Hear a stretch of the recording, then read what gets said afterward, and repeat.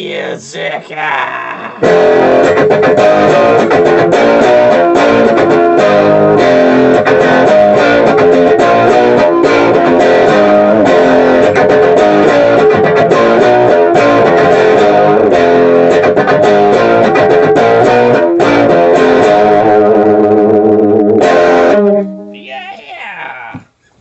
Milsurp Garage. Thank you, Beer Zerker.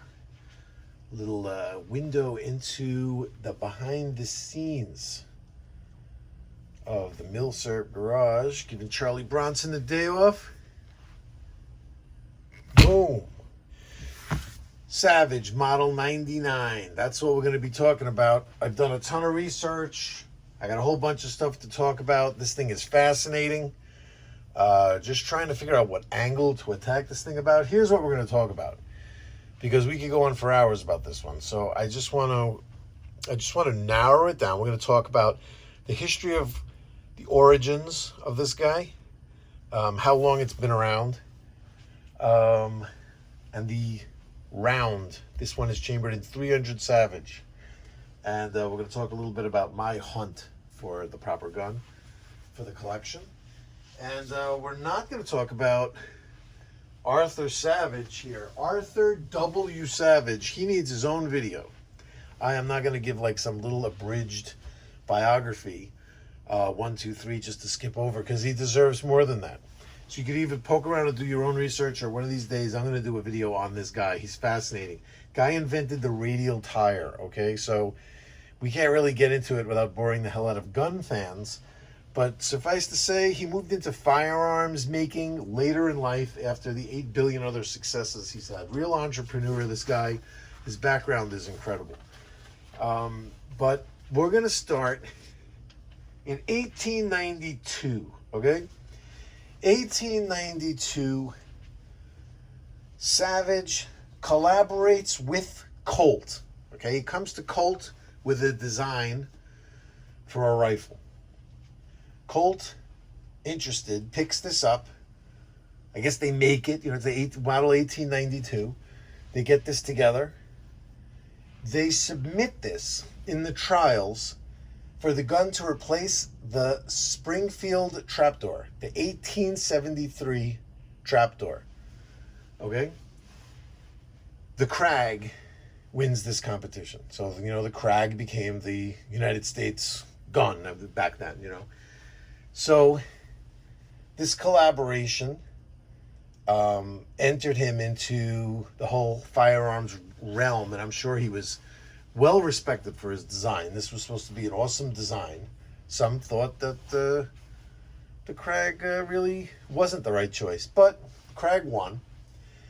The 1892, I believe, was chambered in .32-20 Winchester back then, 1892.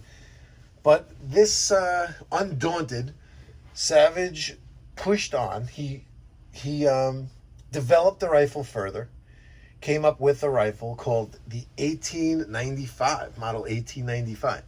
And the 1895, chambered in .30-40 Krag, won the 1896 competition for a New York National Guard rifle contract, beating the Winchester 1895, okay? Now, like a lot of things that are political, I don't want to start a whole controversy over it. I really don't think they're going to be doing any investigations into what happened in 1896, but there was some political controversy over that. Maybe some money under the table. Maybe some people were upset that Savage wasn't really part of the group. You know what I mean? He was like an outsider. He wasn't from Winchester or Remington or any of these bigger companies. So or Springfield, let's say. So guess what? They decided that the Springfield trapdoor single shot rifle is gonna get that contract, and that led to that rifle being used in the Spanish-American War. And as we've spoken about before, in the Spanish-American War, we were up against Mausers with five-shot internal magazines, and we were like single loading our trapdoor Springfields, and we would have gotten our asses kicked. I mean, we basically did get our asses kicked, but we had numbers over them, which was the only thing that saved us. That they were like very small numbers of the enemy were able to really do some serious damage to our forces because of our lack of firepower. And I don't know, maybe if they didn't pay attention so much to, this political controversy, and they would have really went with what was the better rifle. Maybe the 1895 from Savage would have, that whole debacle would have been avoided. And what would have happened if we would have lost that, let's say? I mean, we got our, like I said, we got our asses kicked, but I think it was our numbers that saved us. Well, anyway, we'll let that go. Like I said, I don't think anyone's going to be doing any investigations into what was going on back then, but there was just as much nonsense going on back then as there is going on now, evidently. So, Savage makes refinements to the 1895 once again, and that led to the 1899 that we see here. And Savage, he offered anybody that had an 1895. I suppose this was sold commercially, the 1895.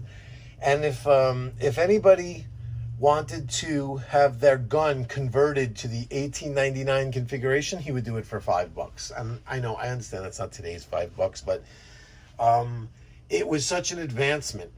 His advancements were so pivotal. Like he really stood by his manufacturing here, and like it might have been $5 just cost. That's what it might have cost him to convert them, and he would basically just do it for free, let's say. You know what I mean? That sounds kind of like what it was like. I don't think he was making money on those conversions. I think he just loved this design so much that he wanted to upgrade the 1895 to this configuration. He was willing to do anybody's, So what did this have that was special? It has a Rotary Magazine inside, which was borrowed from the Mannlicher.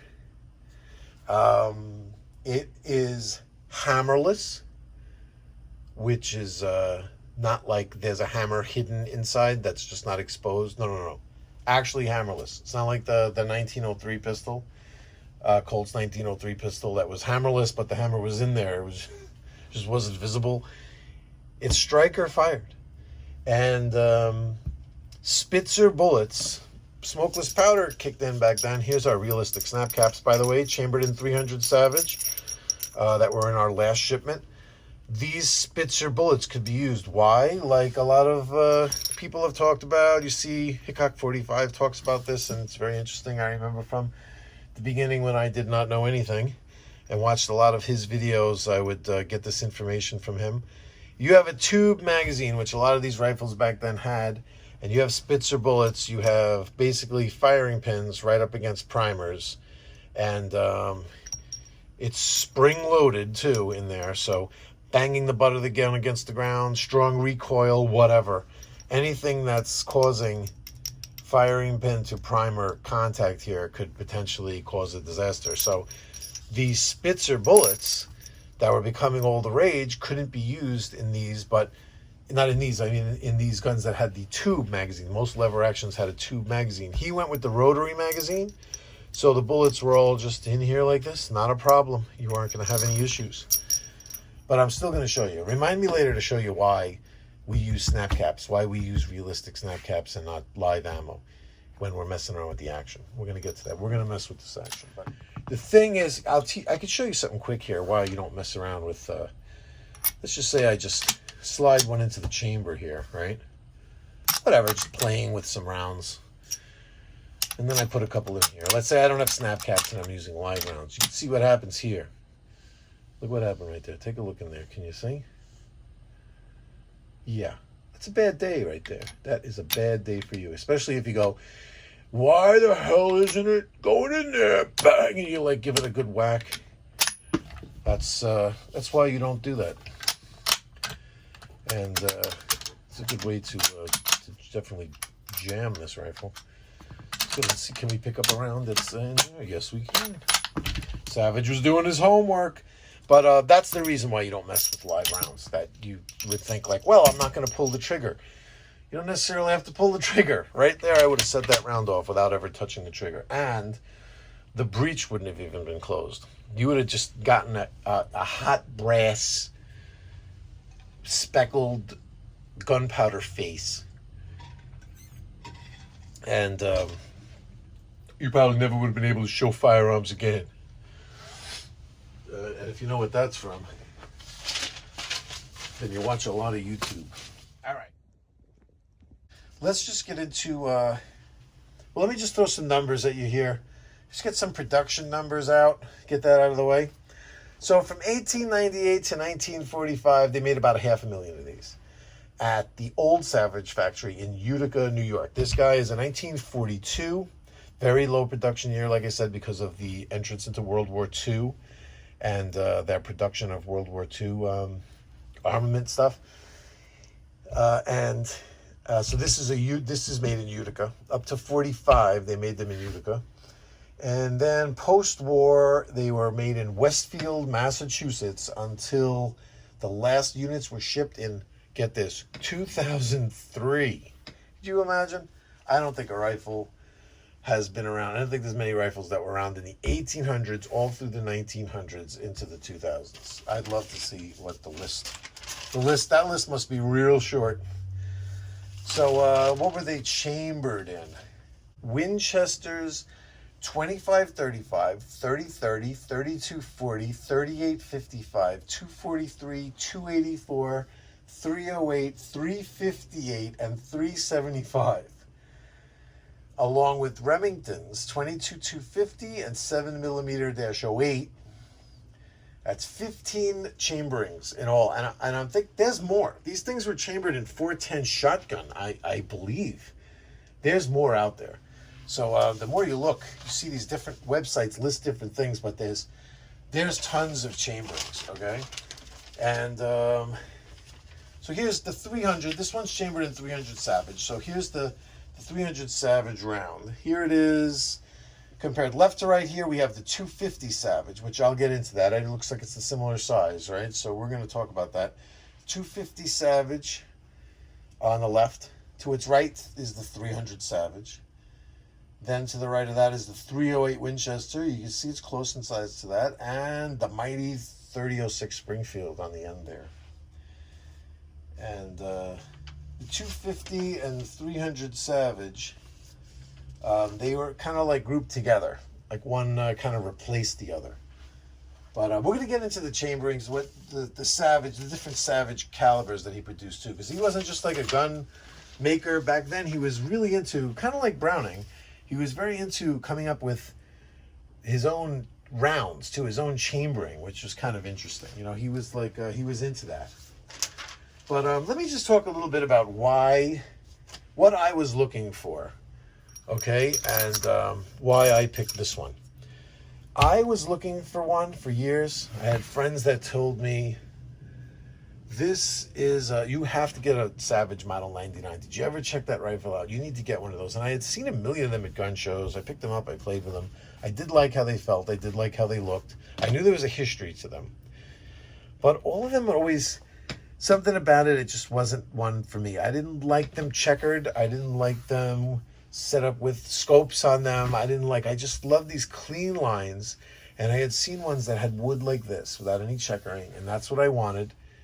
But I wanted one in 300 Savage, and I wanted one that wasn't beat up. I wanted one in nice condition, you know. And although there's millions of them out there, these things were heavily used. They weren't one of these ones that were just stuck in the corners of closets. These things, when they got older, I didn't want a newer one. I wanted one, the 40s would be the newest that I would want one, you know what I mean? And I finally found it. I found one with beautiful wood like this, steel butt plate. I wanted that steel butt plate. I wanted wood that looked like this. Look at this wood. And I'm not talking about, it didn't need to be immaculate. You know, this thing has blemishes. This guy has some blemishes on it. But I didn't want like the steel proud to the wood. You know, if anything, I wanted the wood proud to the steel. I didn't want one that had ever been sanded or restored. I just wanted a nice one. I didn't care if it was worn. See, there's some blemishes up here on the top.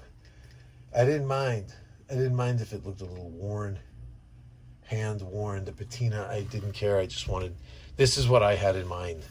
And my Winchester guy had it. The guy that I usually buy my Winchester stuff from. I call him Santa. There you go.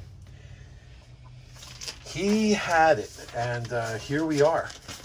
So let me just bring through, I'm just going to cut through all the info I have here. Some of the limitations of this rifle. Let's talk about that. Some of the limitations were, they said, the two-piece stock. The two-piece stock supposedly cut down on accuracy. Somehow bedding the steel into a full-length wood stock from end to end helped accuracy. The fact that it was split in half, they're saying that affected the accuracy. Not the most accurate rifle in the world. It's one of the things that might have set it back from just being perfect, you know what I mean? And it might be the reason why some hunters, because it is like a big game gun, you know, and a lot of hunters didn't want to mess with it because, number one, the lines of the rifle were so beautiful that it's just better to use open sights, and a lot of hunters would be using optics. And also the split stock and the action here, although it does have like a short lever throw, right? It's only like a 45-degree lever throw. It doesn't come all the way out here like some, right?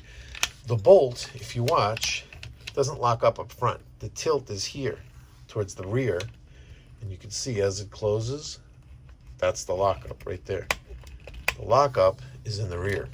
So the rear lockup would create issues with accuracy, supposedly. That it's not locating, say, the front of the bolt solidly in place, whatever. This is what they say. I do know that there were some other rifles in the history of, you know, guns. There were some other designs with rear lockup that didn't fare so well. But this thing is just, this is such a big, heavy block of steel right here. And this bolt is such a huge block right here that I don't think strength was an issue with these because of that. I'm sure it did have some limiting factors ballistically, but look at what these things were chambered in. I mean, come on, these are powerful rounds, you know. So I never really heard of them grenading or breaking or anything issues with that. But rear lockup is not ideal for accuracy or strength. But I think it's strong enough to handle the strength issue. But apparently, the accuracy issue does exist. But, you know, that's subjective. The strength issue, it's not really the shooter's fault. If it blows up, it blows up. And they didn't. But the accuracy issue, you could blame every missed shot on something. Oh, well, yeah, that would have been, I would have got it if it wasn't for this dang split wood on here. Or this rear lockup, you know. Guess that one got away because of the Savage. Yeah, it's real easy to say that. But it's one of those things that'll be debatable, you know, forever. So what else we got here? Oh, I just wanted to mention too, I got this written down. Sorry to be all over the place, but there's a book. I know I'm into like these books and reading about the history. There's a book. David Royale is his name. A Collector's Guide to the Savage 99. It's supposed to be the standard reference for these things if you're interested for really digging in. I do have a collector's series of books, collector guide series. So I don't know, but I've never heard of this author. I don't know if it's the same one. I don't have this book. I see if I can find it. I'm going to throw up a picture of it here, obviously, but I'd be interested in getting it. It's supposed to have a lot of information. So if you want to further delve into these, that's the book to use, supposedly. In 1921 was the year that the 1899 Savage officially became the Savage 99. That was the year.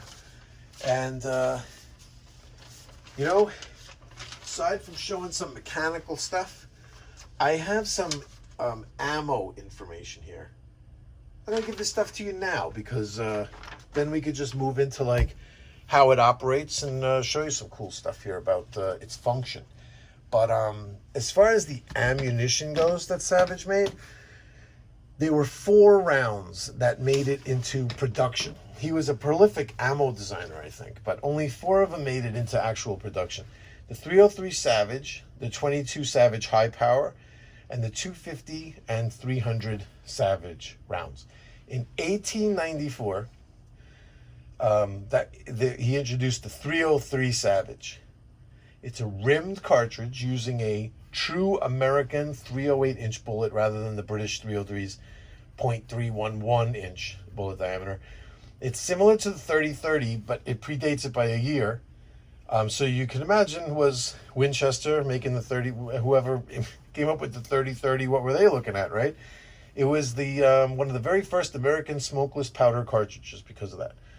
A lot of people think it was the 30-30, but a year before, we had the 303 Savage. It was a 170 grain bullet at 2,090 feet per second. It exceeded the 30-30's performance when it finally came out. Plus, the Savage action could handle the Spitzer bullets, which a lot of these other rifles, like I explained, couldn't. And the 303 Savage was chambered until 1940. Okay. In 1912, Savage teamed up with firearms designer Charles Newton to create the 22 Savage High Power, using the 25-35 case neck down to take a 228.228-inch 70 grain bullet. These two guys created a load that pushed 2,790 feet per second. In 1912, one might consider it the first varmint cartridge, but with its heavy for caliber bullet, it was actually intended for at least medium-sized game. Believe it or not, Reverend H. Caldwell, a missionary to China, famously used it to dispatch a couple of tigers. Tiger killing, good for him. Now, come along 1915. Newton and Savage teamed up again to create the 250 Savage. This was the predecessor to the 300 Savage here. So in 1915, they teamed up to create the 250 Savage based on the 3006 Springfield case, shortened to a nice short 1.912 inches. It's also known as the 250-3000 because it was the first commercial cartridge to break the 3,000 feet per second barrier, which it did with an 87 grain bullet. 1915 this was. Some folks found it killed like a lightning bolt, others found it was erratic. Probably because, and they're probably correct, considering in 1915, the velocity was ahead of bullet design.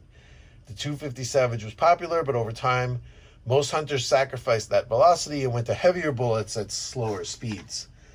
So talk about being ahead of your time. You're inventing the ability to push bullets faster than the bullets could even be, consistent enough to handle that type of velocity. Now we come to 1920, okay? The 300 Savage comes out based on the 250 Savage case, necked up to 30 caliber. It's a forerunner to the 308 Winchester, which was developed 30 years later. But the intent of the 300 Savage was to offer 3006-like performance in a lever action. 150 grain bullet at 2,630 feet per second and a 180 grain bullet at 2,350 feet per second. The 300 Savage approached 1920 vintage 3006 velocities. This meant that, like the 3006 and the 308, which was decades in the future, it was adequate for the full range of North American game. It was Savage's most popular cartridge and carried into the deer woods. I'm reading, obviously. Carried into the deer woods today. It's a very effective big game cartridge. So that's why, I had read some stuff and I had been into this 300 Savage round because I was always a big fan of the 3006 and I kind of knew the connection. That Savage kind of took that case, a 3006 case. I don't really have one. Do I have one sitting right in my face here to dump down in front of you? Possibly. Where are my 3006s? Is this the 3006? Yes. So you can see the 3006. It's very similar.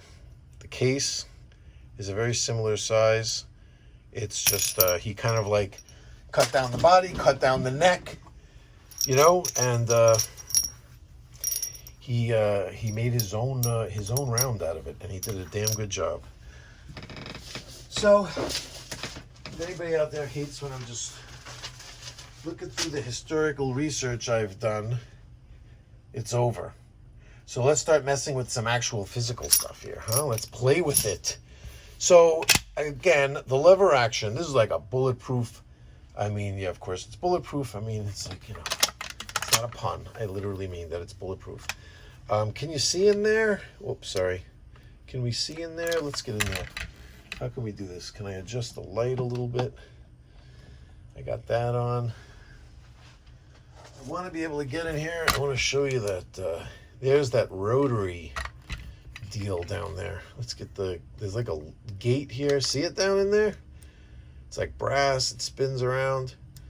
The rounds go around that thing down there. Interesting, right? And there's this like gate here that's supposed to stop them from popping out. It kind of works. It's weird. It's like it is a little odd. You know the problem. I got to lift it so close to the camera because of the lever here. Let's load it up again. You're just tuning in. These are snap caps. So it is. Loading is a little odd. I mean, I will admit it's a little. It's a little odd. Sometimes they pop out. It did good that time, but we'll put 3 in here. Now we feel how smooth it is here. Okay, it's very fast, very smooth, and nice. I'll show you something cool about it though that I could have just showed you right there. But you know what? I just want to cycle into it. I want to show you how nice it cycles. But check this out. We've been through this before with the Mauser. Let's watch this in action. Now, like the Mauser, we chamber around.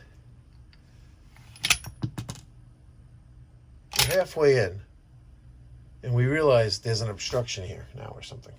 A lot of rifles of the time, you had to fully chamber this round in order to what they call pick it up. In other words, you would have to fully close the bolt. And if it was a bolt action, turn the bolt down.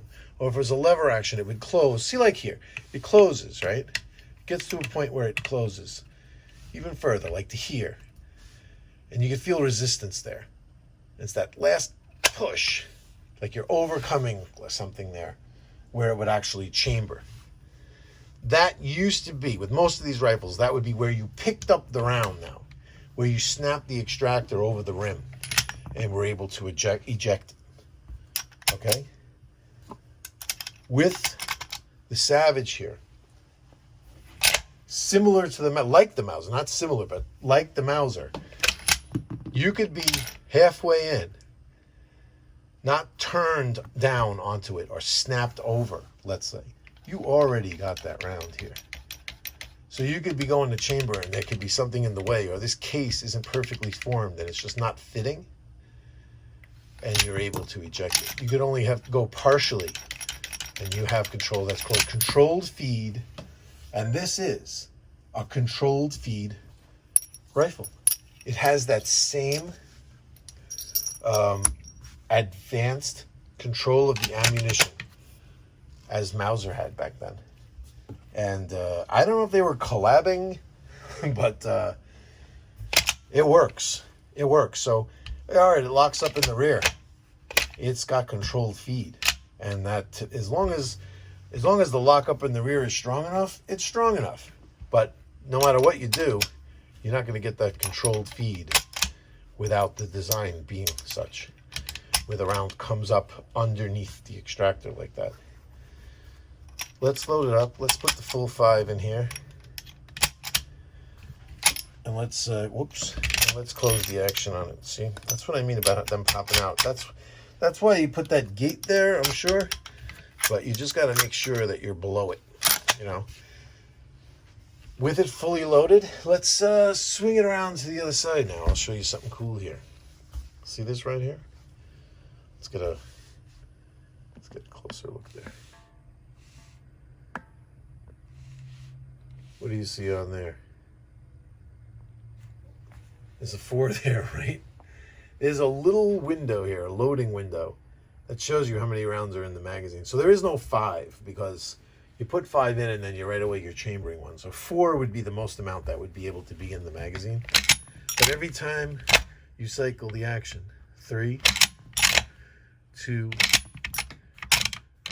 1.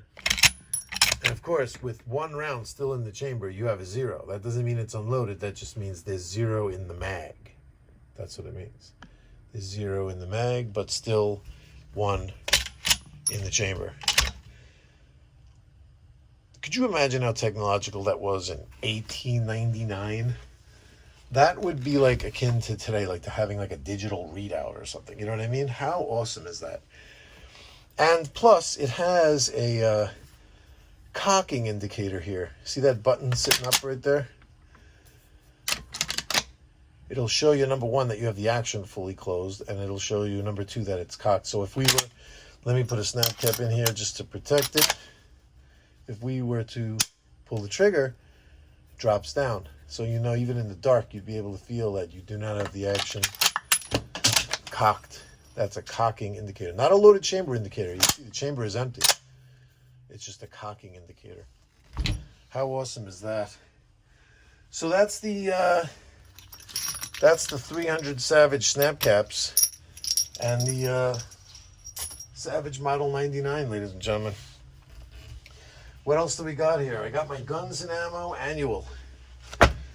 I'll leave you with that. I'll show you. Let's see. I lost the page. I had the page. You gotta bear with me now. Now I gotta find it. All right, here we are. Lever action. Lever action centerfire. We got the Savage Model 99E. In 1970, $120. The Model 99F. This is like a featherweight. It's $147.50.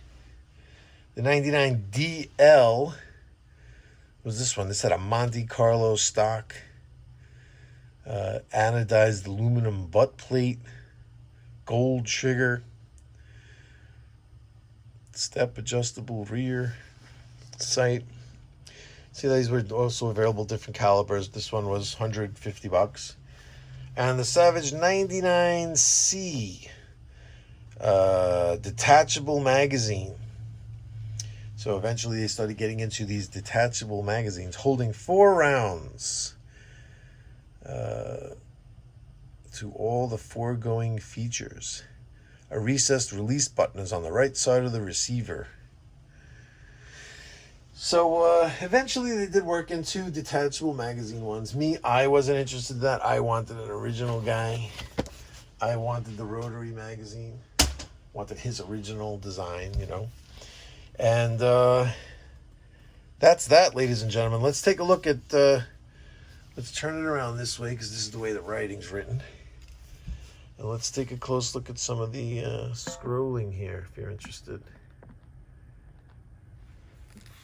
On the top here, we got Savage Arms Corporation, Utica, New York.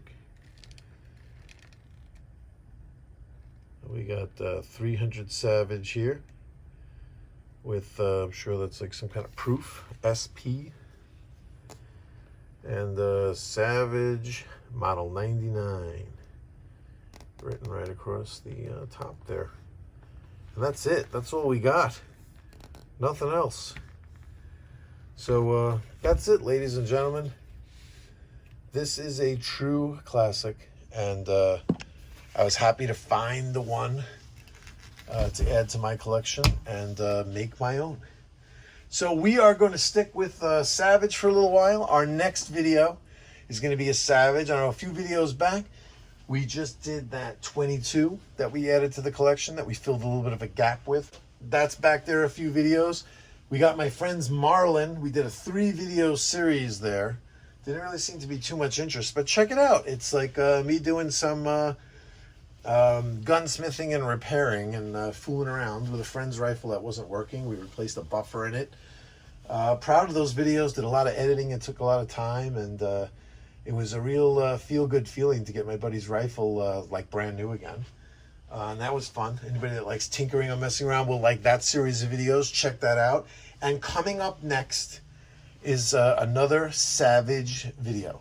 So you Savage fans are gonna love this one too, because this is real deal. This is a deep down and dirty Savage video. We're gonna be digging into the Savage grave to come up with this one, and you're gonna love it. And until then, see you all later, and take care. Yes.